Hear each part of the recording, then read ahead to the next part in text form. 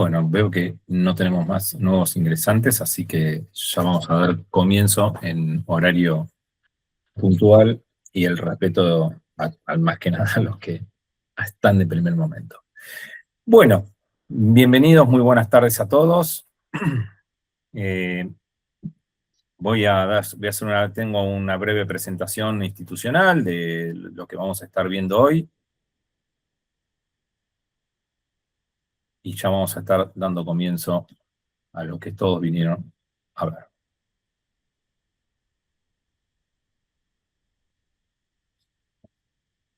Bien. Bienvenidos a esta actividad del Instituto de Derecho Cooperativo, Asociaciones Civiles y Mutuales de Fundación del Colegio Público de la Abogacía.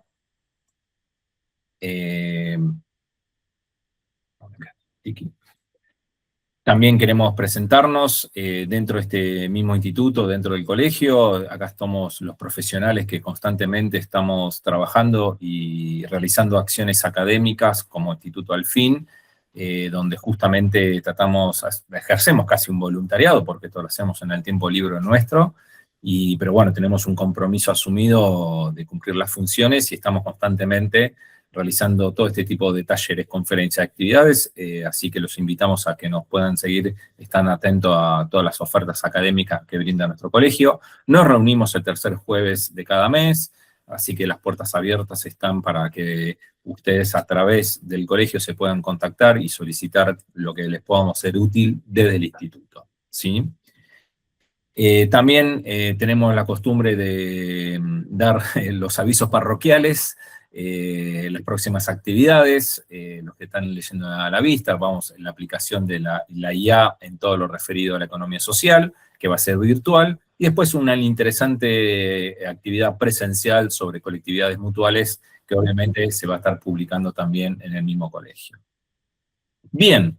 Tenemos todos ustedes, los que están participando acá, desde ya estamos agradeciendo la presencia de ustedes, nos enorgullece por el horario y tener tantos participantes, porque sabemos los expositores que tenemos son de primer nivel. Acá tenemos el título de la actividad, hoy ustedes estamos todos por aprender, porque esto es el aprendizaje siempre es continuo, y obviamente cuáles van a ser los contenidos que vamos a estar viendo en el día de la fecha, que no vamos a estar leyéndolo por un tema de ahorro de tiempo, a simple lectura de pantalla, y además porque ustedes ya se han inscrito a este evento.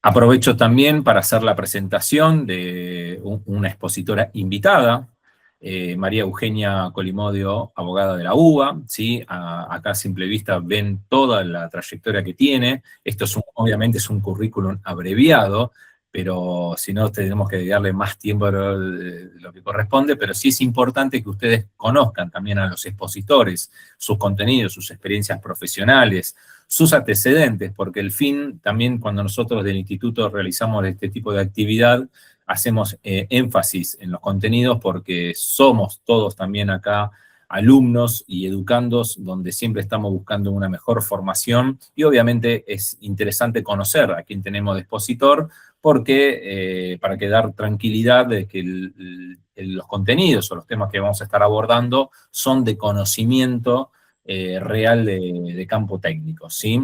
Entonces estamos viendo que actualmente funcionaria del Gobierno de la Ciudad de Buenos Aires, gerente operativa de asuntos jurídicos de la Secretaría Legal y Técnica del Gobierno de la Ciudad, con distintas certificaciones por las carreras que estamos teniendo ahí a la vista, su certificación como de Compliance Office y asociada también a los organismos de rigor. También es docente de distintas capacitaciones y cursos, así que también vamos a estar dando la presentación de también que nos acompaña la doctora Eliana Villagra, que coincide ser también la secretaria del Instituto del Derecho Cooperativo y Asociaciones Civiles Mutuales y Fundaciones, también abogada recibida de la UBA, a su vez también es mediadora, especialista en mediación de familiar, tiene magíster en derechos humanos, es especialista en abogacía del Estado, en cooperativismos y todo lo relacionado a economía social y solidaria. Como lo están viendo a simple lectura, tiene también una amplia experiencia y conocimientos académicos y de capacitación y docencia en esta materia, así que con esto damos las presentaciones formales y ya dejo de compartir y le vamos a dar la bienvenida a directamente, perdón, dejó de compartir, ¿no es cierto? No sé si apreté algo mal que no debía. Sí, sí, ya está, Lucas. Perfecto. Así que le doy la palabra a las doctoras María Eugenia Colimodio y Eliana Villagra para que hagan la presentación por la cual todos vinimos a aprender en el día de la fecha. De ya, muchas gracias, muy buenas tardes.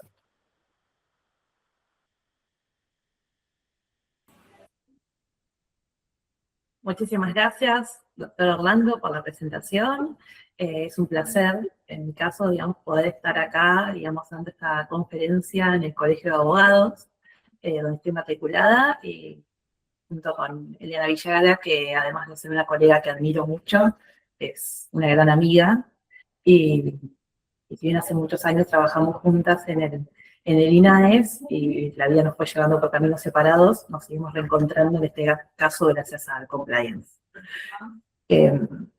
Así que bueno, si te parece, Eliana, no sé si querés decir algunas palabras iniciales, y si no, bueno, podemos empezar a arrancar un poquito con... Vamos a arrancar con la presentación. Bueno, bienvenidos a todos. Vamos a arrancar con la presentación. Una primera parte va a estar hablando María Eugenia en un paneo más general de qué se trata en compliance y demás, y en un segundo momento vamos a involucrar el universo de las cooperativas, mutuales, asociaciones civiles, gran bosquejo en el mundo de compliance o cómo estos interactúan entre sí. Por una cuestión de tiempo, bueno, vamos a alargar con las filminas. ¿Comienzo? Perfecto, bueno, la primera parte, digamos, es más que nada a título de introducción. No sé, digamos, si quieren ir comentando cualquier cosa en el chat, si tienen mayor o menor conocimiento, digamos, respecto de compliance, qué significa esta figura, y si la utilizan diariamente, digamos, y si representan o no, digamos, a este tipo de entidades. Más que nada, bueno, quizás la duración de la charla no nos da tiempo para poder hablar con cada uno, pero bueno, es un disparador que siempre nos interesa, digamos, hablar con Eliana para ver, digamos, qué los lleva, digamos, a anotarse en este tipo de charlas. El tema principal, digamos, de este comentario es entender, bueno, ¿qué significa compliance? ¿A dónde apuntamos cuando se está utilizando a nivel mundial esta palabra, que es en inglés, y encima no tiene una traducción exacta en español? Entonces muchas veces es difícil utilizarla, si bien se aplica en muchos, digamos, en muchas entidades. Si podés pasar a la siguiente, vamos a ver que compliance, digamos, reviste, digamos, la aplicación de dos puntos. Por un lado, lo que es cumplimiento normativo, que obviamente acá en esta charla todos estamos matriculados en el Colegio de Abogados, por lo cual entiendo que, bueno, todos somos abogados y de cumplimiento normativo conocemos en mayor o menor medida, pero no solamente normativo desde el punto de vista de lo que dice la norma, sino también desde el punto de vista ético. Poder actuar con integridad, de manera transparente, generar confianza, que esa confianza haga que la reputación de la organización que representamos, ya sea, digamos, una empresa o las entidades que nos está trayendo en este espacio, se manejen, digamos, de tal manera que a las personas les dé gratificación poder tener vínculo con esas entidades. Entonces, por un lado tenemos todas unas regulaciones formales, pero por otro lado tenemos también ciertos principios o valores que las entidades deciden asumir para poder, digamos, brindar esas garantías de transparencia y de buenas prácticas. Y por supuesto, uno de los temas clave también es poder mitigar ciertos riesgos que siempre existen en cualquier tipo de entidad, pero muchas veces el no cumplir con estas pautas puede ser que sean susceptibles de tener algunas sanciones o tengan algunos riesgos reputacionales, pierdan, digamos, algunos vínculos que no lo quieren, digamos, que no quieren llegar a tener esa consecuencia. Más allá que en principio es como que se ve, digamos, si no están tan familiarizados con el término compliance, al principio parece que es algo muy extraño, pero en la medida que se van aprendiendo las distintas subespecies que existen, uno ve y advierte que es más común de lo que uno necesita, más para nosotros que somos abogados que diariamente vivimos aplicando normas. Bueno, si querés pasar la filmina, digamos, hay un tema que a mí siempre me interesa plantear, digamos, cuando justamente hablamos de estos temas, es que, ¿qué ocurre, qué tiene que ocurrir para que haya fraude en una determinada entidad o que una persona cometa, digamos, un tipo de fraude? Y hay una característica, digamos, una descripción muy gráfica que estableció hace muchos años Donald Tracy, que lo considera que es un triángulo, y se tienen que dar 3 ejes de ese triángulo para que uno pueda decir que está en presencia de una actividad fraudulenta. Por un lado tiene que haber, digamos, lo que se llama el incentivo o presión, o sea, una necesidad fundamental que tiene la persona que comete ese fraude para llegar a ese accionar. Por algún motivo necesita el dinero, o necesita ocultar alguna actividad, o que no se note, o evadir ya sea impuestos, o el motivo que sea. Por otro lado, otro de los ejes es la oportunidad, o sea, tiene que poder tener esa posibilidad, digamos, presencia de esa digamos, es una falta de control, digamos, que le permita que sea fácil poder acceder, digamos, a esos elementos que hagan que cometa el fraude. Y por otro lado, en general siempre hay una especie de razonamiento interno que por algún motivo hay ciertas características personales que hacen que las personas terminen cometiendo un fraude en mayor medida que otras. Muchas veces no es que las personas, digamos, sacamos de lado las personas que son malas en esencia concreta, digamos, y les nace la maldad de forma pura. Pero estamos hablando a veces de pequeñas particularidades, de, bueno, si no lo hago yo, viene otro y lo hace, ¿por qué no lo voy a hacer si todos lo hacen? A veces esa justificación va haciendo que, acumulado en el tiempo, se naturalice esa actividad fraudulenta.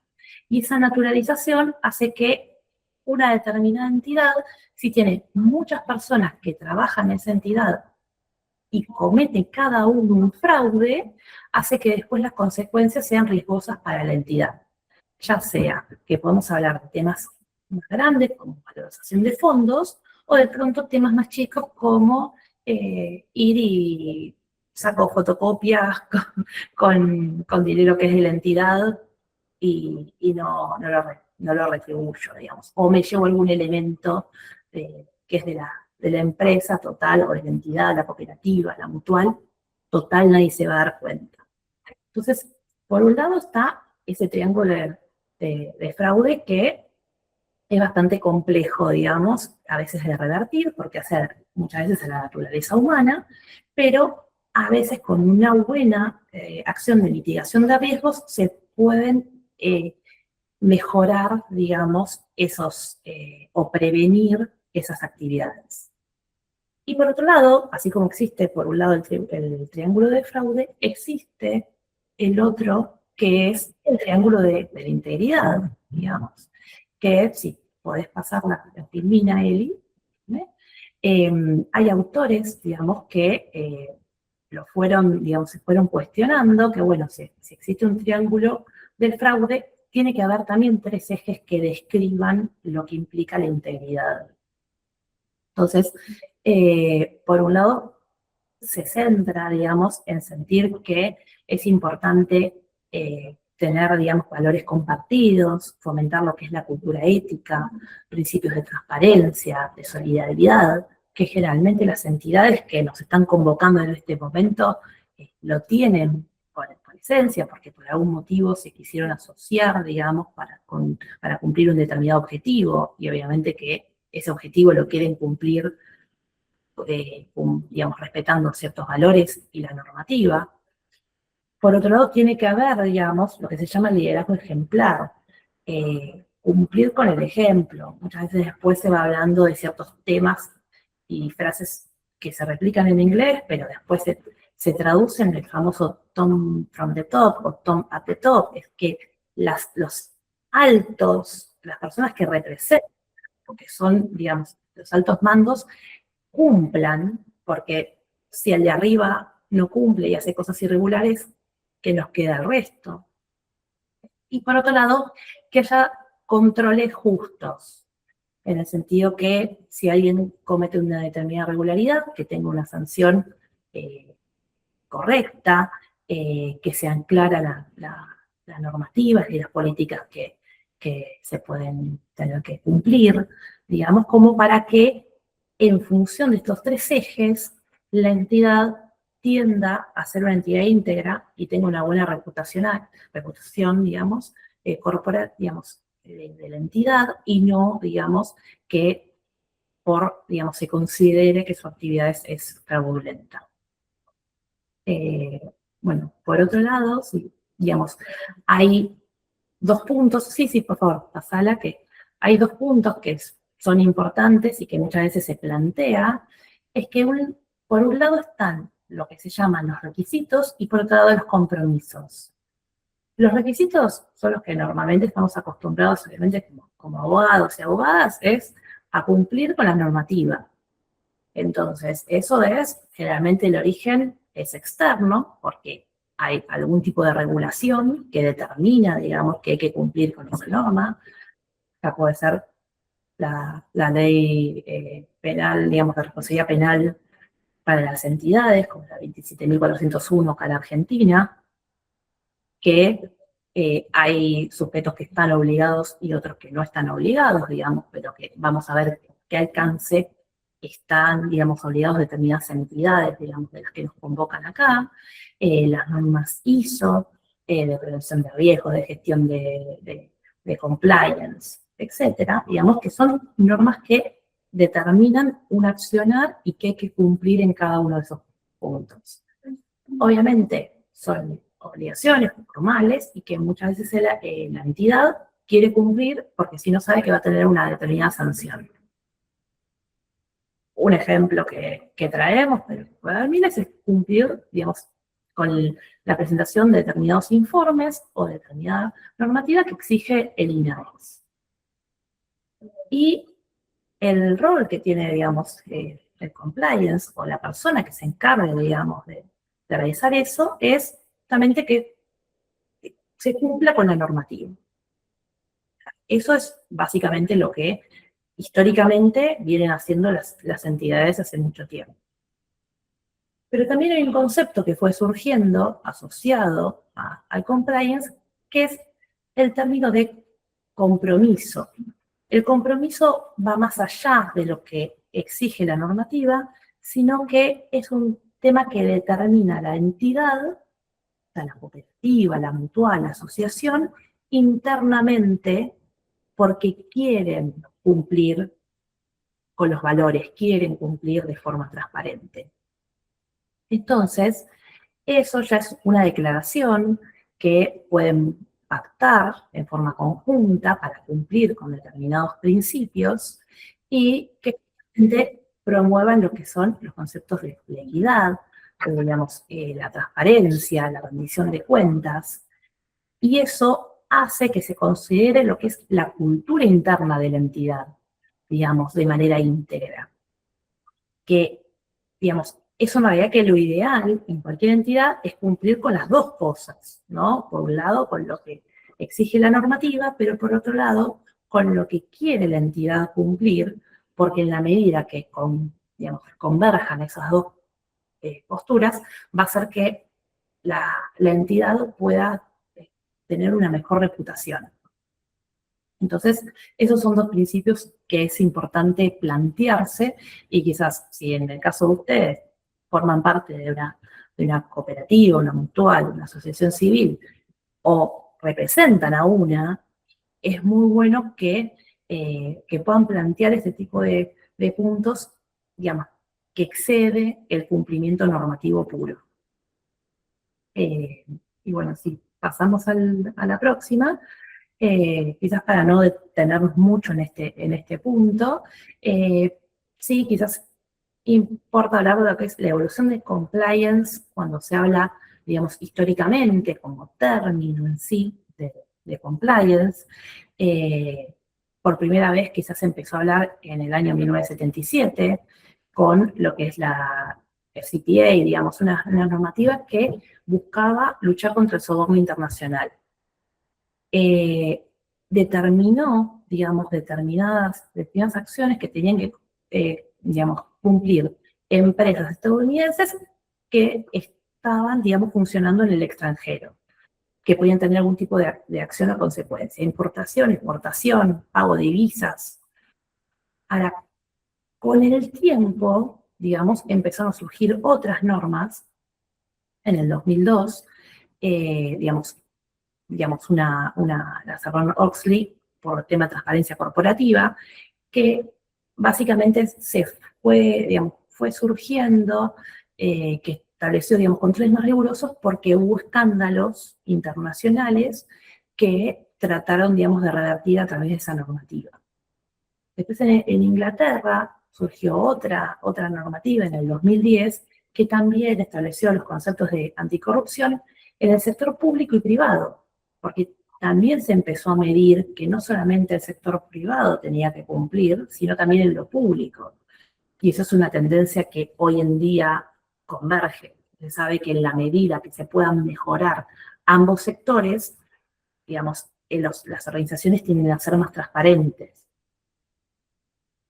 Luego en el 2017, recién tenemos nuestra ley, digamos, argentina de responsabilidad penal empresaria, pero ahí aplica, digamos, a lo que es empresas y organizaciones y, digamos, donde determina determinados elementos que tienen que tener ciertas entidades para cumplir, digamos, y para evitar sanciones penales. Por un lado tenemos, digamos, que para determinadas, digamos, entidades que contratan con el Estado tienen que tener obligatoriamente un código de ética, tienen que tener en determinadas situaciones un marco, digamos, interno, digamos, un protocolo, digamos, de integridad, tienen que tener una determinada figura que actúe, digamos, con prisión de cumplimiento en determinados casos, que eso después lo vamos a ver un poquito más adelante, cómo aplica, digamos, qué tipo de entidades de las cooperativas y mutuales pueden llegar a estar alcanzadas, digamos, por esta ley. Y básicamente lo que pide es, o sea, busca obligar a ciertas entidades a cumplir con esos estándares en el entendimiento de que todos van a tener a funcionar de la mejor forma, porque si, por ejemplo, en mi caso, yo tengo una entidad que no pago todos los impuestos y no hago evasión, pero contrato con un proveedor que sí lo hace, ese vínculo contractual con el proveedor me puede terminar afectando. Entonces, ¿qué tengo que hacer? Ver cómo trabaja ese proveedor y en función de eso veo si me conviene asociarme, si me conviene contratarlo o prefiero buscar a otro proveedor. Como estos, digamos, muchísimos temas más, pero es algo importante. Y hoy, quizás, no es nuevo, digamos, pero se habla de este punto de vista que vemos de lo que es priorizar la cultura ética, pero ya incluso desde un punto de vista de la prevención. ya no tanto, quizás las primeras normas que empezaron a surgir buscaban el sancionar en caso de que ocurra una conducta indeseada. Y en función de eso, ¿qué hacía la entidad? Bueno, cumplo para evitar la sanción. Ahora, se empezó a ver que hay un montón de temas, digamos, y de medidas de prevención de riesgos, que en el caso que se puedan implementar, digamos, si se pueda prever esos accionarios, hace que la entidad funcione mejor. Entonces, en función de eso, se pasó, digamos, de esa fase más, digamos, de evitar la sanción a, digamos, a prevenir y a elevar los estándares de la cultura de la entidad. En realidad, como evolución podemos mencionar muchos más puntos, pero bueno, esos son como unos, más o menos, unos 5 ejes importantes. Bueno, sí, podemos pasar a la siguiente.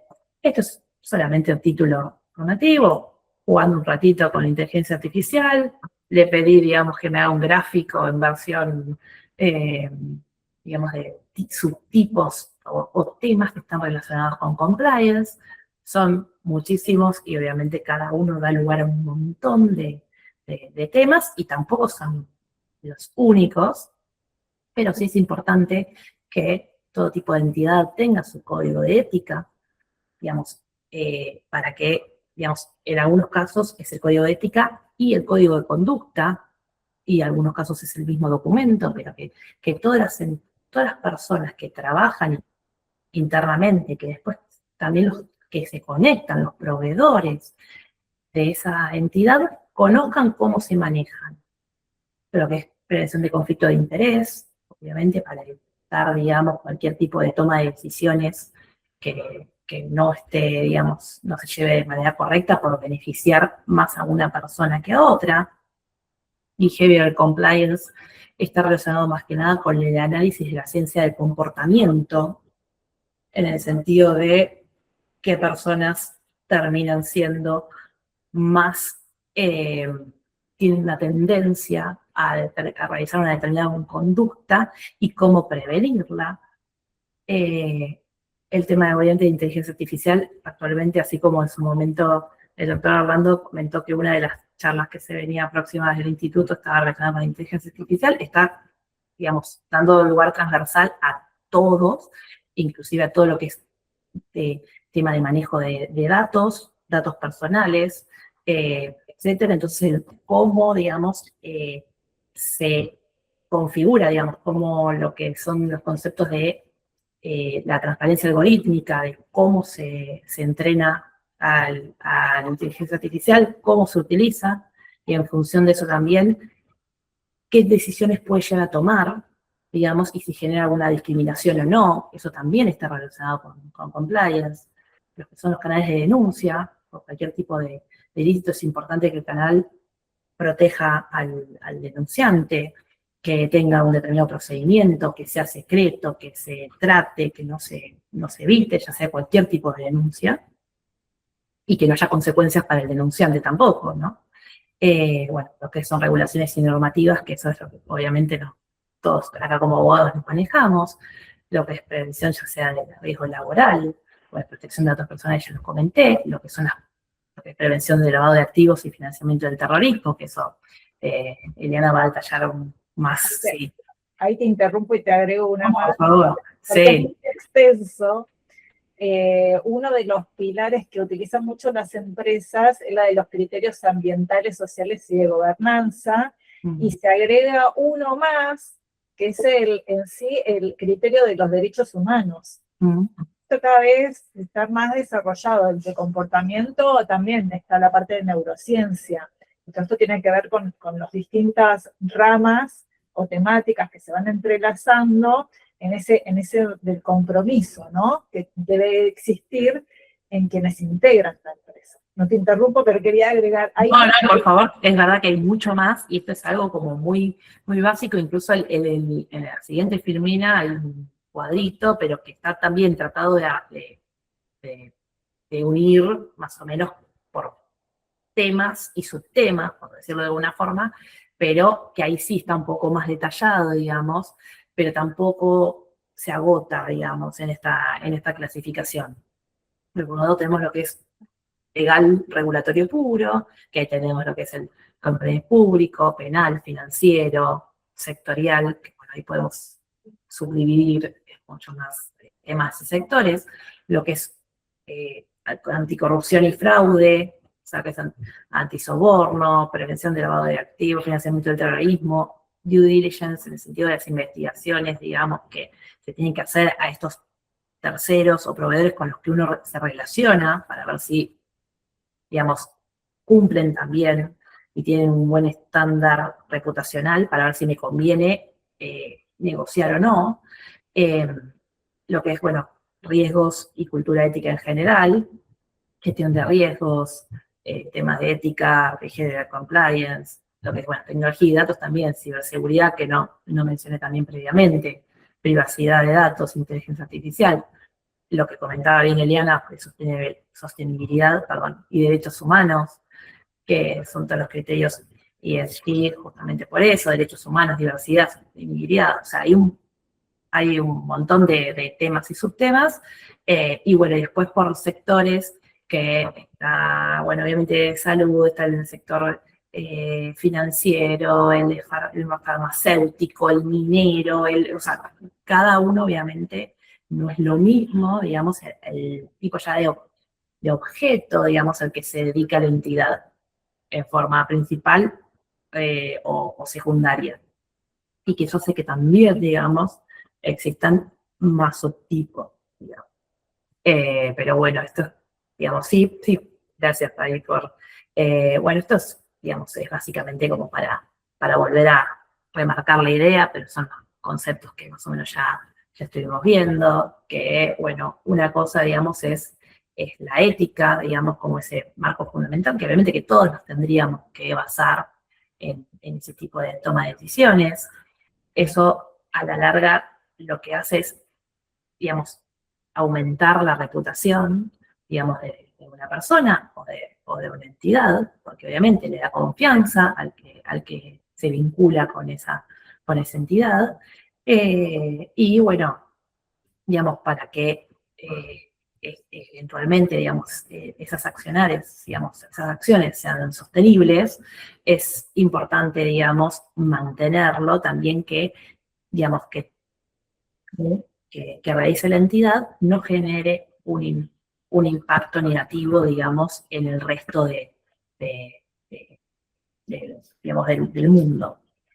Así que bueno, como beneficios, como para, más que nada es un gráfico, digamos, esto como para recordar, pero es lo mismo. El tema lo importante es la prevención, evitar sanciones, fraudes, genera, digamos, que la entidad pueda trabajar de forma eficiente y esto eleva la reputación. O sea, hay un círculo virtuoso, digamos, que se va generando entre estos términos, que genera confianza, la confianza da reputación, si no se maneja con ética y de forma sostenible.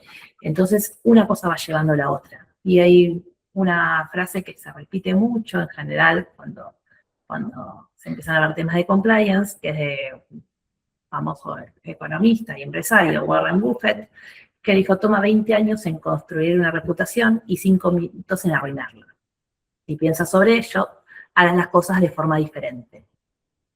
Y el tema es que, bueno, creo que muchos conocemos situaciones que uno dice, ay, la entidad venía y trabajaba re bien, le puso un montón de onda, pero se conoció que hubo una situación de irregularidad en la entidad por tal motivo.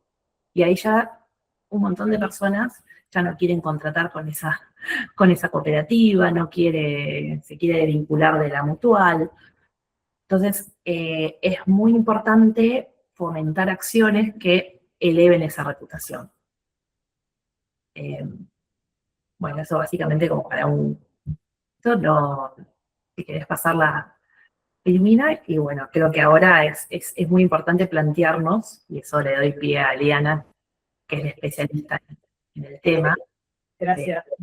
Explica, digamos, en estas entidades. nos vamos adentrando, vamos uniendo los universos. Igual va a seguir estando María Eugenia para seguir hablando del tema. Pero vamos a tratar de hacer interactivo en esto que es la mitad de la charla y poder, a ver si ustedes pueden responder esta pregunta, ¿no? Con esto que vino comentando y exponiendo María Eugenia respecto a todas estas temáticas o de qué trata el compliance, de qué va, cómo se aplica en estas entidades que pertenecen es un otro tipo de empresa, otro tipo empresarial. ¿Quién se anima a brevemente decir, bueno, a mí me parece o lo vengo aplicando en tal entidad? ¿Quién se anima a compartir levantando la mano o compartirlo en el chat? Los leemos así, después seguimos continuando con esta unión parecen dos universos distintos, pero es todo lo mismo. ¿Alguien suponía que esto sí ya se viene aplicando, pero como decía María Eugenia, tiene otro nombre? Si querés rompo el hielo, voy yo. Si es que no hay otro participante. Dale, Lucas.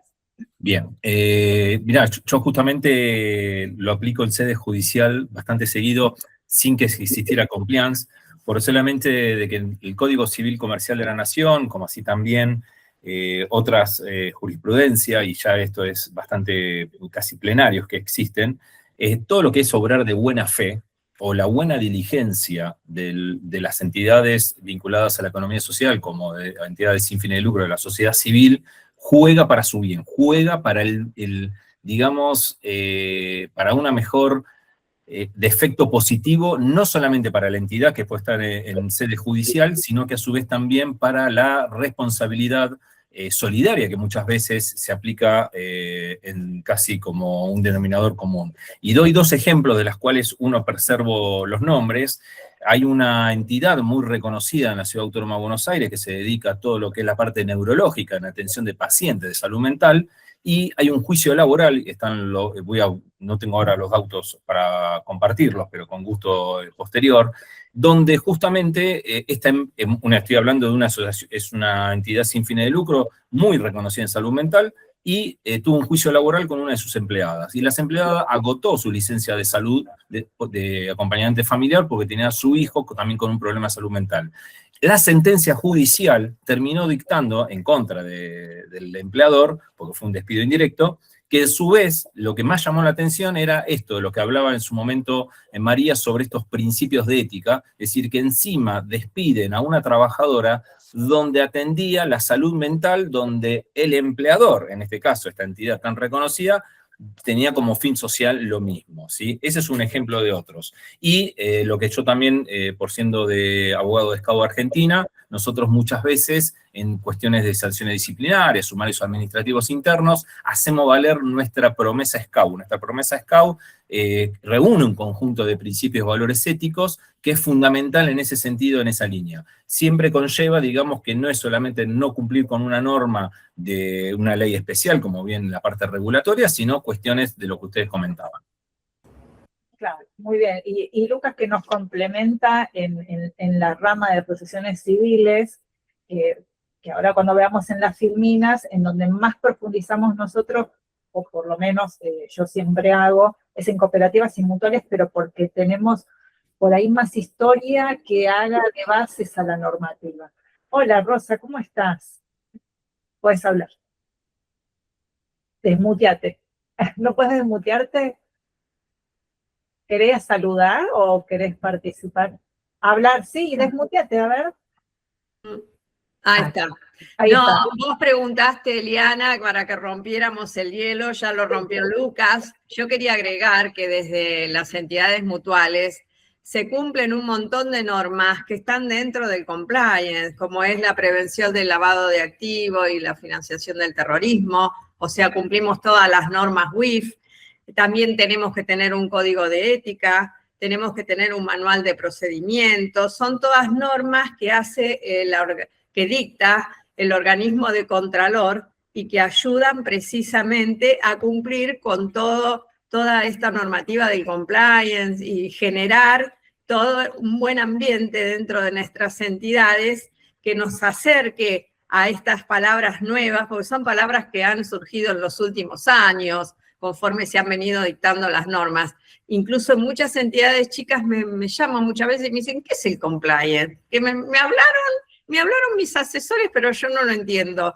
Así que es buenísimo que les aclares también que en nuestras entidades de la economía social y solidaria debemos estar totalmente al día, los abogados y contadores, para poder asesorar a todos los consejos directivos, ¿no? Claro, muy bien, muchas gracias, Rosa. Bueno, va por ahí. ¿Alguien más quiere compartir? O por ahí hablar en el chat rápidamente, si no vamos a continuar. Y en base a los relatos de Lucas y Rosa, yo arranco. Sí, puedo hacer un comentario a lo que dijo Rosa, que me pareció excelente. También lo de Lucas, digamos, pero puntualmente el comentario a Rosa es que creo que siempre digo lo mismo. O sea, Disney no creó a Blancanieves. Blancanieves ya existía, era un relato histórico que fue pasando de generación en generación hasta que, bueno, Disney le puso nombre, pantalla, etcétera. Entonces, creo que, bueno, lo que venimos a traer con Eliana acá, digamos, y en otras capacitaciones que estuvimos dando, es la democratización del compliance, quizás. Es el hecho de, bueno, de entender que está en otros lados y que no es que solamente surgió para empresas corporativas. Claro. Ahí está levantando la mano también Gisela. Gracias, Maru. Gisela, ¿querés desmutearte? Hola, buenas tardes. Perdón que soy en un café y por ahí se escucha una música no acorde.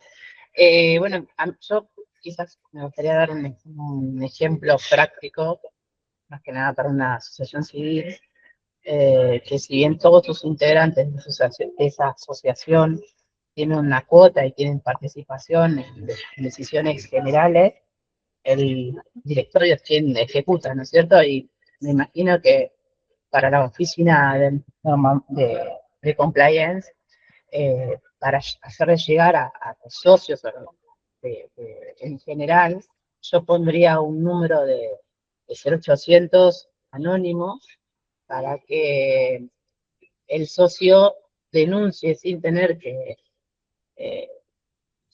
dar sus nombres a algún directivo por alguna maniobra que no esté muy de acuerdo con lo que está realizando. Me imagino una cuestión como esa, y bueno, a raíz de esto, Compliance debería armar un expediente de constancia o un sumario administrativo para investigar hasta qué punto esa denuncia anónima incumple en alguna de estas normas éticas o normas legales, ¿no?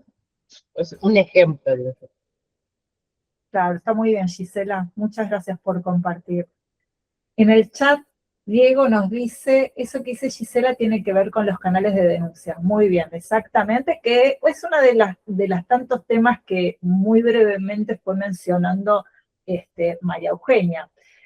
Y no sé si alguien más quiere compartir, o ya arranco con todos los que vinieron compartiendo su granito de arena en el tema. Fíjense que en realidad, más allá del cambio de nombres, hay alguna particularidad que tienen estas empresas, las cooperativas, las asociaciones civiles y mutuales, y es que tienen una dimensión social. Entonces, esto de hablar de cuestiones preexistentes hasta lo normado, porque más allá de la palabra compliance, cumplimiento o normativa WIF, ya la dimensión social estaba justamente mostrando esto que muy bien mencionaba al principio Lucas, que es que existe algo de la buena fe, de lo ético, de la solidaridad y la ayuda mutua, que se repliega o se viene, o son las bases previas a toda la legislación existente, o las leyes marcos, por ejemplo, que existen para cooperativas y mutuales. Y también agregar, además de esa dimensión social que los hace totalmente distintos, agregar que ya la dimensión social, dice Lucas, asociado al bien común. Es que la dimensión social, eso habla mucho algunos autores, entre ellos está Dante Cracogna, que menciona, es especialista en cooperativas, otro de nuestros colegas. Él siempre menciona sobre la dimensión social que lo hace la empresa distinta y que se basa entre muchas de las cuestiones, en la democracia deliberativa también, ¿no? En esto de la participación de los asociados, a diferencia de lo que acontece en otros tipos empresariales, en donde está más enfocado al lucro. Acá hablamos siempre de empresas sin fines de lucro, además, ¿no? Entonces, en esto de la dimensión social, está muy involucrado el tema de la moral, de la ética y demás. Y para seguir el hilo de las participaciones, Rosa también decía, bueno, las asociaciones mutuales hace rato que vienen ya también cumplimentando con la normativa de prevención de lavado de activos, que ella mencionó como WIF. Esta normativa, si bien también lo explicó Maru, vamos a notar que el compliance es como que se divide en estas distintas ramas, y cuando vamos a hablar de los sujetos obligados vamos a estar hablando de normativa PLA, que es la normativa de prevención de lavado de activos, es un nombre muy largo, lo vamos a ver muy por encima hoy. Pero por fuera de eso, y como muchas veces explico también desde donde trabajo, que es en el Instituto Nacional, en donde hice una impronta de hablemos de cumplimiento, aunque no hace o no refleja lo que es el compliance hoy en día, pero hablemos de esto en las cooperativas y mutuales más puntualmente, que es lo que el instituto fiscaliza, registra y fomenta. Y entonces siempre yo les explico lo mismo. Sin ser sujeto obligado, por ahí el tener un código de ética y de conducta no parece necesario. De hecho, muchas cooperativas chicas o mutuales chicas no van a tener un código de ética y conducta, no van a tener un manual de integridad, no van a hacer la debida diligencia, no van a estar con los canales de denuncia, y podemos seguir el bagaje de temáticas que mencionaba María Eugenia, que implica el compliance, ¿no? Es mucho lo que abarca ese universo. Sin embargo, en la práctica o en lo operativo sí se realiza, pero tiene relación con esa dimensión social justamente. Y acá voy a pasar de filmina. Fíjense que en cuanto a los valores cooperativos, y están también los valores mutuales, es donde empiezan a construirse en estos dos tipos de entidades. Después enfocamos o nos da una mano Lucas, que es especialista en asociación civil.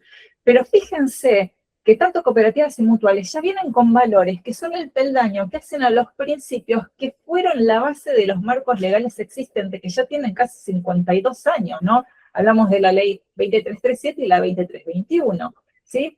Acá vamos a ver los valores cooperativos, podemos ver los valores mutuales que van a ser muy parecidos, y en un cuadro comparativo, también por una cuestión de tiempo vamos a verlo de esta manera, fíjense que entre valores cooperativos y valores mutuales no hay mucha diferencia. Y se va a estar dando justamente hincapié en lo que tiene que ver con la ética de la conducta, ¿no? En esto del comportamiento. El compliance va más allá del cumplimiento normativo, va más allá del cumplimiento de normativa referida a la prevención de lavado de activos, porque está hablando de qué cuidado se debe tener en cuanto a ese compromiso, y acá involucramos esta dimensión social, porque hablamos de esto, es la base de la solidaridad y la ayuda mutua, ¿no? Nos entendemos de otra manera, nos comportamos de otra manera, y no solamente hace a lo que es la cultura de integridad, vamos a hablar para compliance, pero acá hablamos de una cultura organizacional, ¿sí? Y esa cultura organizacional que se basa justamente en la ética y la conducta, en estos principios y valores,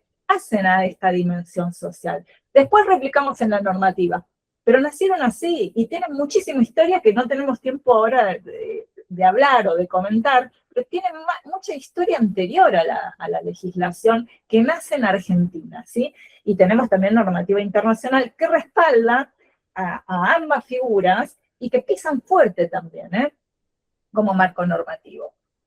Entonces estamos diciendo de que esto nace antes. Y con ello, les mencionaba lo de los marcos normativos. Los marcos normativos, 52 años, como les dije, van a cumplir.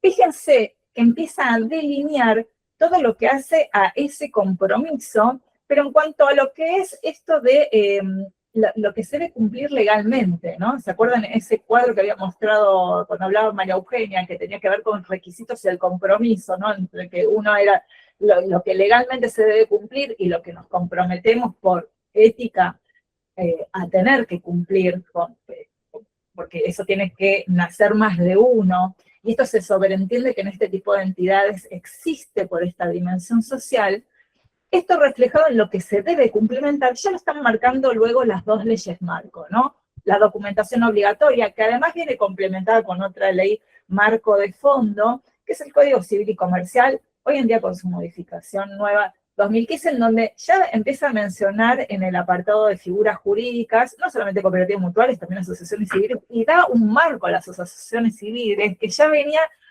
no teniendo ese gran sistema normativo como vienen teniendo otras temáticas en el derecho.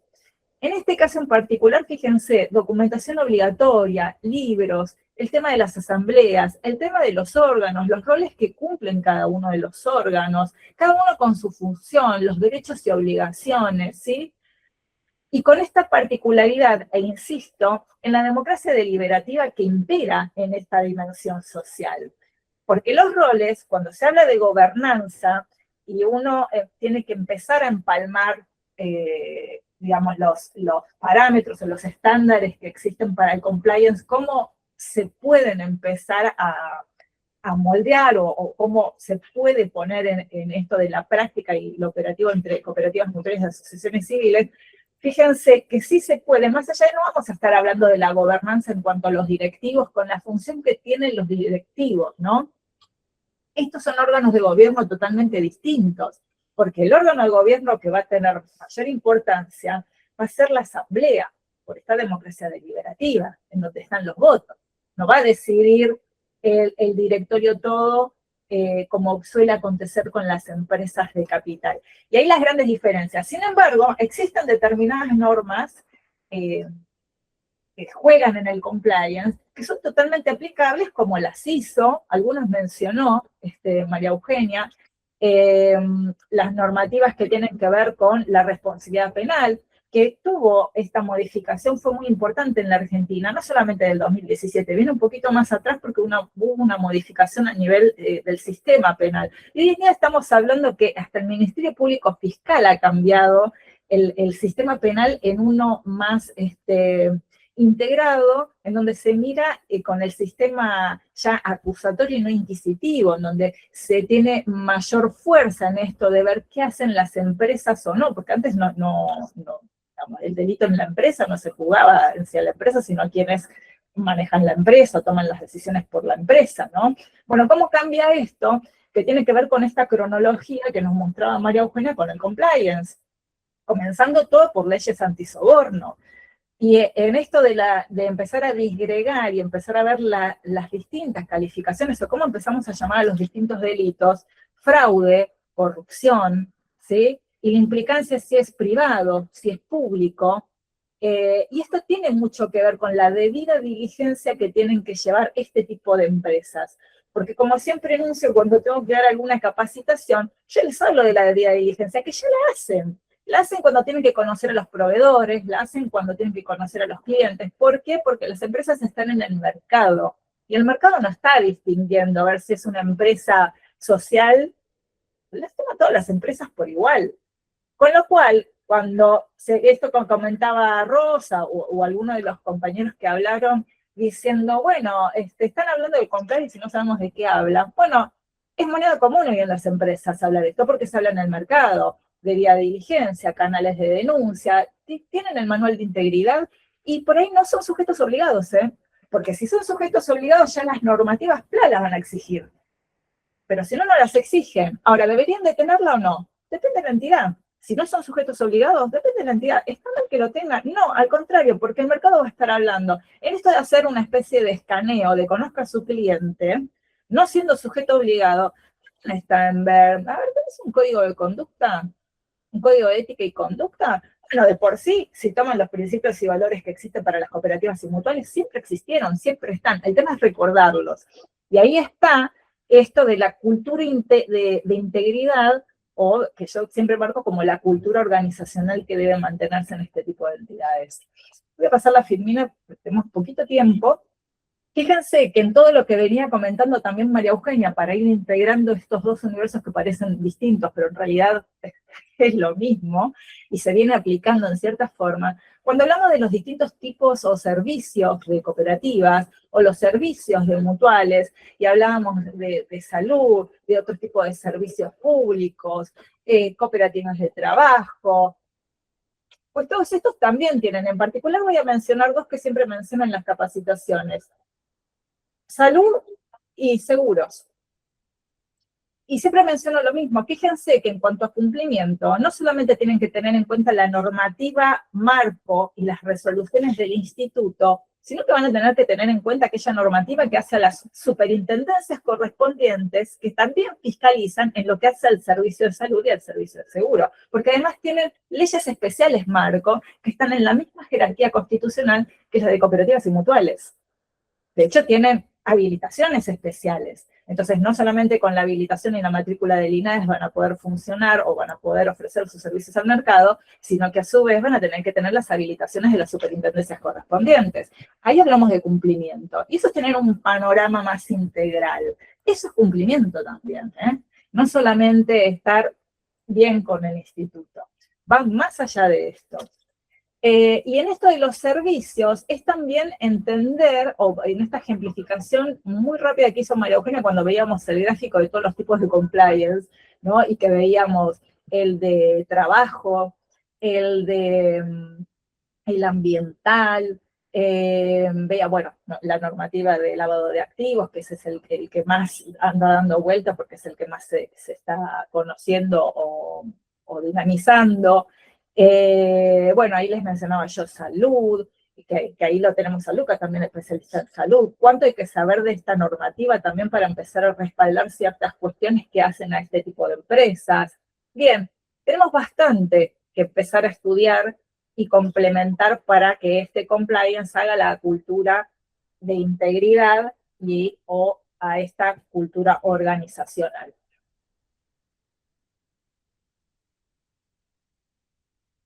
Acá les menciono rápidamente en un paneo lo que es sobre normativa de prevención de riesgos de cooperativas y mutuales, más específicamente, pues, bueno, asociaciones civiles está exenta a partir también del 2023. Esto en algún momento habíamos dado una charla, también estaba Lucas y otros especialistas, con lo cual las asociaciones civiles lo dejamos aparte, pero sí esto acarrea cumplimiento por parte de cooperativas y mutuales. Sobre todo, ahí vemos la ley marco, la 25246, la resolución no tan reciente, ya tiene 3 años, la 99/23, que hizo muchísimas modificaciones en resoluciones más operativas, que son las que dicta el instituto, ¿no? El INAES. Y ahí menciono siempre la 756, que es una de las que mayor revolución ha hecho el año pasado, y que tuvo una fecha de vencimiento ahora el 10 de enero, y que también tiene que estar cumplimentando las entidades, sean o no sujetos obligados. Fíjense a cuánto fue el enfoque, la resolución 99/23 de la UIF, que es la Unidad de Información Financiera. Esa resolución viene a cambiar la óptica o el prisma porque se enfoca en la prevención exclusivamente. Ahí está, ¿no?, el tema de la mitigación, el tema de tener bien en claro cuál es el riesgo de todos los clientes, de todo lo que se presenta en la misma empresa. Y tiene que hacerse hasta los informes detallados en la presentación. Y este enfoque preventivo va más allá de los sujetos obligados. Por eso la 756, que reforma 2 resoluciones también del INAES del 2012, viene a pedir las nóminas tanto de asociados como de consejeros y síndicos, justamente para tener actualizados los datos que a su vez se entrecruzan. Por ejemplo, si se necesitan los certificados en la Secretaría de MIPYME.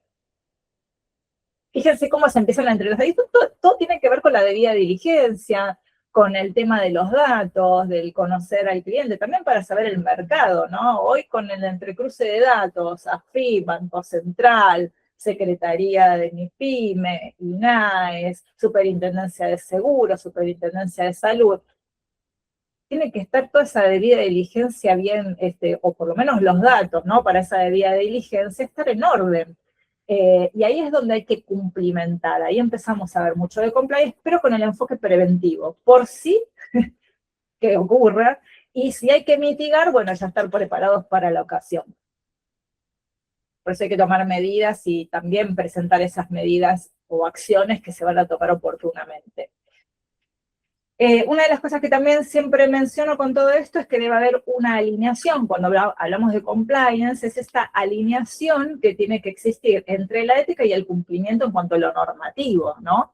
Porque volvemos a lo mismo, no es algo novedoso para este tipo de empresas. Estamos hablando de valores y principios que siempre existieron, solamente que hoy los vamos a encontrar con otra denominación, por ahí queda más ayornado a la realidad, o por ahí empezamos con la normativa internacional a entendernos más, pero en el tema cooperativo y mutual siempre se estuvieron hablando de los principios y valores, con lo cual lo ético y la conducta que hacen no solamente el comportamiento y esa cultura organizacional interna, hace también a la reputación y a la transparencia que debe mostrar esta empresa en el mismo mercado en el que se presenta, ¿no? Por eso tenemos que hablar de una alineación y es importante estar al tanto de todo ese bagaje de temas que tenemos que tener en cuenta al momento de estar en una empresa. Bueno, ahora pasé la primera porque ahora sigue María Eugenia. Bueno, esta parte siempre me gusta marcarla, digamos, en las capacitaciones, en el sentido de pensar estos puntos que ya estuvimos hablando con Eliana, o en la primera parte, digamos, que empecé a comentar un poquito sobre estos temas, que es, ojo, no seamos como el Titanic. O sea, muchas veces se puede cumplir bien las cosas, es fácil cumplirlas. El tema es que hay que saber dónde poner el foco y dónde poner la energía. Entonces, muchas veces, o sea, el Titanic, ¿por qué se hundió? O sea, la historia es conocida. Porque vio el iceberg, vio la parte de arriba del iceberg y lo minimizó. Y no vio todo lo de abajo, que era muchísimo más grande y que es lo que llevó al barco a hundirse. Y acá muchas veces pasa lo mismo.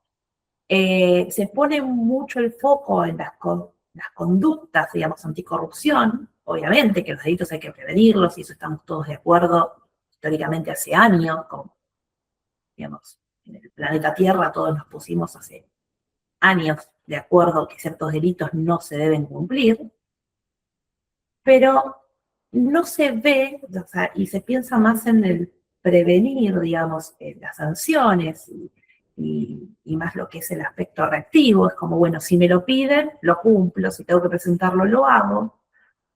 Y se deja de ver todas esas pequeñas inconductas o prácticas que se van haciendo habituales en una determinada entidad y que lo que hacen es erosionar, digamos, la ética de la organización. Entonces, muchas veces es importante, quizás con capacitaciones, con dar el ejemplo, digamos, no solamente pensando en conexiones intergeneracionales, en pensar en, bueno, quiénes son las próximas generaciones que van a hacerse cargo de esta entidad, sino también entre todos los que formamos parte, pensar en qué cosas no se deben estar cumpliendo y se normalizan como que están bien. Y eso hace que se eleven los estándares de integridad y evite, digamos, consigue evitar que la entidad termine colapsando. Por eso es muy importante ver el juego entre una cosa y la otra.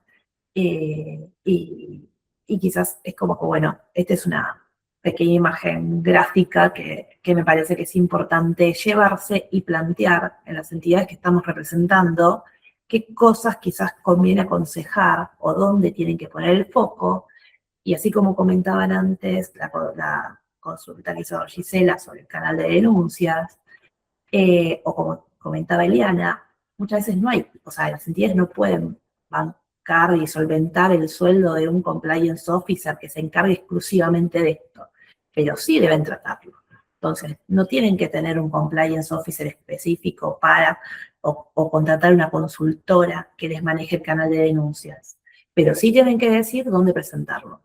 Un 0800 puede ser, pero si es costoso para ciertas entidades, digamos, pueden perfectamente decir, bueno, hacemos un procedimiento, él se presenta en determinado lugar o por sobrecerrado, el sobrecerrado lo va a realizar solamente determinada persona al que se le confíe esa actividad. o grupo de personas, digamos, para hacer un control cruzado, digamos, pero son un montón de situaciones que es necesario que la entidad lo cumpla. Y cuando uno hace una matriz de riesgos, si uno ve que una entidad no cumple con un montón de esos puntos, claramente va a colapsar. O sea, y va a fracasar y el barco se va a hundir. Entonces hay que tratar de ver cómo podemos asesorar a nuestras entidades que representamos para que justamente mejore ese estándar y el barco siga flotando. Y bueno, como riesgos comunes, que son cosas que, digamos, quizás todos podamos tener, digamos, alguna idea, o se nos puede venir algún caso, como los que comentó en su momento el doctor Orlando, cuando dio el ejemplo, digamos, del fraude laboral. Puede haber un montón de situaciones riesgosas que se den en estas entidades y que hay que tratar de prevenir. Todo lo que son vinculaciones a fraude interno, o sea, especialmente por lo que es, ya sea un dibujo, digamos, de los registros internos, o una manipulación directamente de fondos, digamos, para hacer un determinado fraude ya económico, lo que son, bueno, actividades vinculadas a distintas, digamos, tipos de soborno, prevención, bueno, de lavado de activos y financiamiento de terrorismo, como comentaba Eliana, digamos, no manejar bien los conflictos de interés, que muchas veces en estas entidades se suele dar que muchos familiares o gente amiga forma parte de la misma entidad. Eso está perfecto, pero sí es importante decir, bueno, ante determinada situación, esta persona se tendría que apartar. Esto no tiene que estar en la toma de decisiones de alguien que tiene un vínculo tan cercano. Después, bueno, digamos, si hay fondos sociales que se manejan de forma irregular y no es transparente, digamos, ese manejo también, digamos, distintos riesgos que pueden ser en la operación, en la dinámica diaria, digamos, porque fallen los procedimientos, porque no estén escritos, porque las personas que lo tienen que aplicar no sepan cómo hacerlo, porque no es solamente importante hacer el procedimiento y escribirlo, sino transmitirlo, y por transmitirlo no es, te envío una nota, firmala acá y ya estás notificado. Es explicarle cómo tiene que manejar, digamos, cómo tiene que accionar, ya sea desde un tema administrativo a un tema ya, digamos, de operativo, estar en el campo trabajando en una determinada situación. Los riesgos tecnológicos, que hoy en día nadie está exento, digamos, de sufrir un riesgo tecnológico, es muy importante que todas las personas que forman parte de una entidad sepan cómo tienen que hacer para no, digamos, evitar ciberataques, que si utilizan inteligencia artificial para trabajar, lo utilizan de buena manera, digamos, bueno, riesgos éticos en general, digamos, contrarios digamos, a los valores, digamos, que debe representar la asociación. Acá veo que el doctor Lucas Orlando transcribió, digamos, el artículo 159 del Código Civil y Comercial, de dar de lealtad y diligencia, interés contrario, los administradores de la persona jurídica deben obrar con esta diligencia. Claro. No pueden perseguir ni favorecer intereses. Recordemos las fechas también, ¿no, María Eugenia? Que como antes yo decía, hubo un cambio en el sistema penal, en el sistema argentino, que viene un poco antes, y esto viene acompañado con el cambio del código de fondo, en donde estuvo la unificación, y aparecen nuevas temáticas que se venían en la práctica operativizando, pero no estaban en la normativa, entre ellas esto que puso en el chat Lucas, y como dice también Diego, la matriz de riesgo, ¿no? Sí, claro, las matrices de riesgo, y porque tenemos que hablar de prevención. Es más, el lunes pasado estuvimos acá hablando justamente de conflicto, y decíamos que el conflicto es un riesgo. Entonces hay que armar dentro de esa matriz de riesgo, contemplar el tema del conflicto, y hablamos también de medidas de acción preventiva, que puede ser, por ejemplo, muchas de las técnicas y herramientas provenientes de la mediación, aplicables dentro de las mismas organizaciones justamente para prevenir estos riesgos, ¿no? Pero bueno, no te quería interrumpir, María Eugenia, pero justamente tiene que ver con el cambio de ese prisma que pasa a ser de prevención. Y Diego dice, y que la matriz sea honesta totalmente, que detalle los riesgos reales existentes y no mentirnos en el proceso de su armado. Y sí, porque es una realidad que hace una matriz de riesgos. La matriz de riesgos entendiendo, a ver, concepto básico, si alguno no lo utiliza, es determinar los distintos puntos de riesgo que pueden tener, que pueden ser este listado o algunos más, y ver efectivamente si, digamos, la entidad tiende, digamos, a tener conflictos o errores en mayor o menor medida en esos puntos. Entonces, el tema, lo que se analiza es la probabilidad de que ocurra o no y el impacto que tiene. Porque, a ver, una invasión extraterrestre, si yo pongo la probabilidad de impacto que tiene es 0. El riesgo, terrible, y la invasión extraterrestres malos, ¿no? Ponemos el contexto. Entonces digo, el riesgo es terrible. Ahora, si mi probabilidad es 0, porque en realidad lo más probable es que me muera sin ver un extraterrestre, y bueno, eso va a ser un riesgo bajo en el fondo. Ahora, otra cosa es que si yo analizo con esa matriz que tengo ciertos puntos que no tengo, ahí sí tengo que pensar en un plan de acción. Entonces, quizás primero tengo que pensar en, bueno, el área tiene todos estos puntos que están acá en la filmina, no cumple con ninguno. Bueno, entonces tengo que ver, por un lado, empiezo a redactar procedimientos que se puedan cumplir y pienso en las capacitaciones para que las personas lo puedan cumplir. Ahora, si estoy viendo que tengo denuncias contra una determinada persona que comete siempre irregularidades, y bueno, quizás uno de los primeros focos es investigar, digamos, qué está pasando ahí y tomar medidas.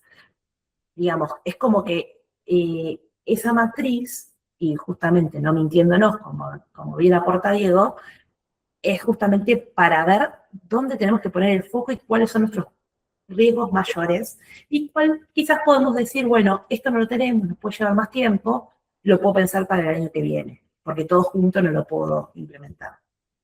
Y ahí dice también, desde allí vamos a las mejoras y mitigadores, por supuesto. Claro. Ahí pasó Silmina.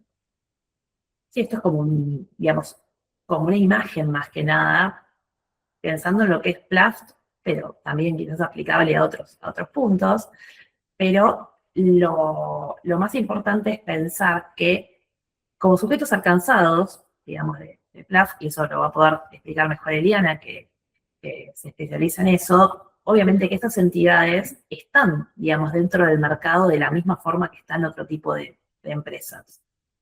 Entonces, ya sea que, digamos, que adopten cualquiera de estas figuras que están alrededor de esta burbuja que dice sujetos alcanzados, ya sea que contraten con esas personas o se conviertan en esos roles, porque sean los que venden una determinada materia prima y son proveedores, digamos, o son fabricantes o vendedores, o tienen que contratar a un despachante de aduana, gente de carga, transportista, etc. O sea lo que sea, cualquier vínculo que tenga la entidad con el mercado, es importante tener en cuenta con quién se contrata y qué rol se ejerce, porque no sirve de nada cumplir 100% y estar impoluto, digamos, respecto a las normas éticas, si hay un riesgo, digamos, de que alguna de estas personas con las que me termino interrelacionando tenga una determinada sanción e indirectamente sea pasible de una sanción internacional o nacional, digamos, por ese punto. Entonces, bueno, creo que el tema obviamente de Plaft es muchísimo más amplio y excede, digamos, lo que podemos contar, pero bueno, nos interesaba traerlo, digamos, para verlo más palpable, para que uno no piense que solamente está en ciertos libros, en ciertos temas que aparecen por internet nada más. Bueno, yo creo que hasta acá con las Silminas estamos por un tema de tiempo. Voy a dejar de compartir. Más la idea creo que ya fue expuesta o presentada. Una de las cosas que le queríamos comentar con María Eugenia es que ya empezamos a dar un curso desde la Asociación de Abogados y el CGSIM respecto a lo que es el compliance en este tipo de entidades, que próximamente se va a estar abriendo para mediados de mayo. Después, si uno necesita información, pasamos la data. Pero bueno, por ahora lo que pudimos dar es una charla ampliando dentro del instituto y dentro de la colegiatura esta fusión, por decirlo de alguna manera, entre el mundo del compliance y el mundo de las entidades de la economía social. No sé si hay preguntas, dudas, consultas. No, en la base del chat no hay más que aportes que ya fueron abordados en vivo, así que ahí están diciendo excelente exposición. Bueno, había muchos aplausos, muchas emojis en ese sentido. Yo hay uno acá, justamente Jorge Luzcona, por favor, adelante. Saque el muteo del micrófono. No se le escucha. Puede... A ver si del colegio pueden habilitar los micrófonos. Federico, si me estás escuchando. Sí, están habilitados. Perfecto. Jorge, si puede sacar si no lo puede escribir. Seguimos. Bueno, hay muchos agradecimientos, las gracias, las explicaciones, los aportes también de varios participantes, de Diego Cote, que la verdad lo estaba leyendo impresionante, que increíble. Y ahí Jorge seguramente lo debe estar escribiendo.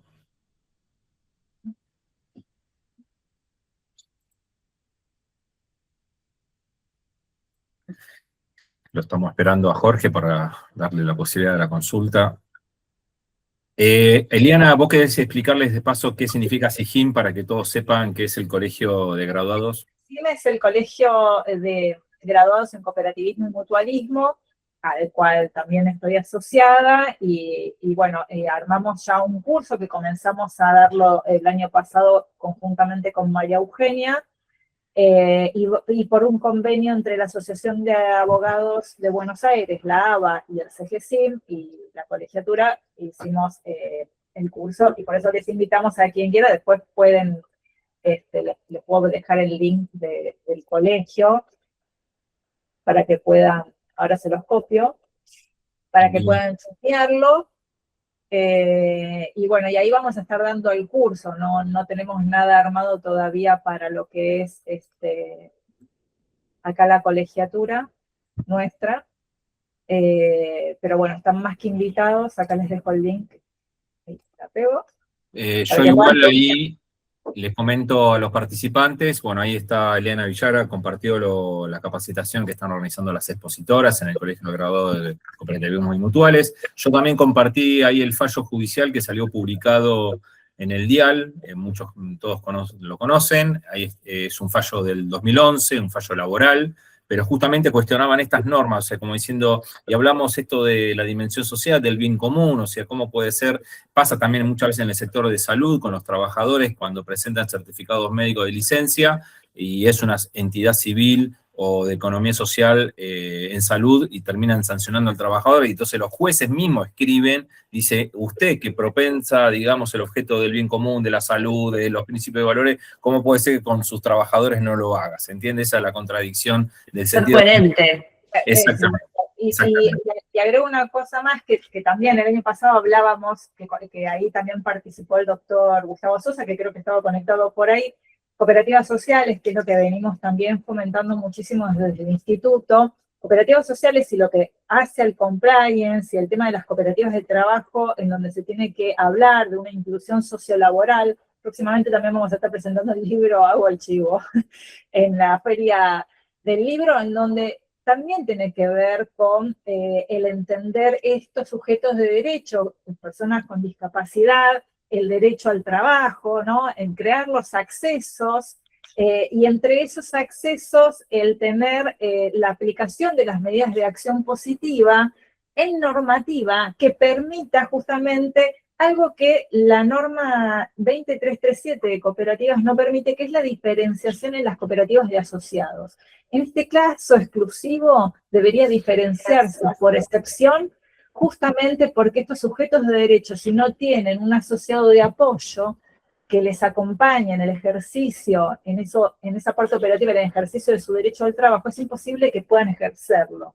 ¿Sí? Y esto hace también al compliance y el contemplar esto que decíamos, este aspecto de salud en las personas con discapacidad. En esto la normativa parece que se contrariase, ¿no? Como que se empieza a chocar. Y no, hay que armonizarla. Esto es muy importante. Esto que también comentaba Lucas respecto a los fallos. Ya hay jurisprudencia que está hablando, siempre se habló de la armonización. No es un choque de normativa. Y están los convenios internacionales en aplicación.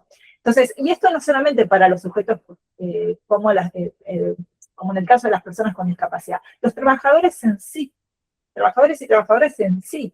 ¿Por qué? Porque tenemos normativa de respaldo. Entonces, en el tema cooperativo, ahí hay que ahondar por ahí un poquito más en lo que es la legislación, y si no en la parte operativa, con falta de legislación, como siempre pasa, que hay baches o huecos legales, hay que armonizar. Hay que armonizar y ahí está el compliance, ahí está el juego del compliance. Ok. Bueno, Jorge Luzona, no sé si pudiste deshabilitar el micrófono. Sí. ¿Cómo están? Bueno, discúlpenme a todos, pero no, estaba en una computadora que no tenía habilitado el micrófono y ahora me pasé al celular. No, bueno, antes que nada, gracias por saber que hay una capacitación, eso me interesaría. Pero bueno, no, siempre yo lo digo desde mi práctica, ¿no?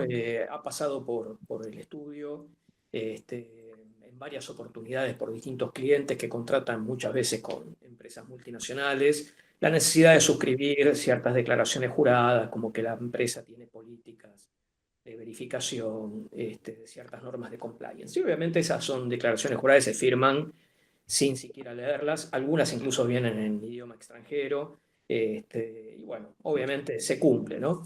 Y yo preguntaba si la disciplina tiene algún tipo de mecanismo de autocontrol para que lo que se conoce como normas de compliance no terminen siendo lo que en cuestiones medioambientales terminó siendo el greenwashing, que es como una especie de puesta en escena de querer cumplir, cuando en realidad es simplemente para promocionar que la empresa o la asociación tiene una línea de conducta y en realidad termina siendo algo engañoso, una puesta en escena, ¿no? No sé, a alguno le ha pasado también, yo he tenido clientes que han tenido normas ISO y cuando uno empieza a transitar se da cuenta que es un desastre organizativo absoluto. Digo, bueno, ¿quién certificó esto, no? ¿Qué tipo de antídoto tiene la disciplina para no caer en una mera certificación? No sé si eso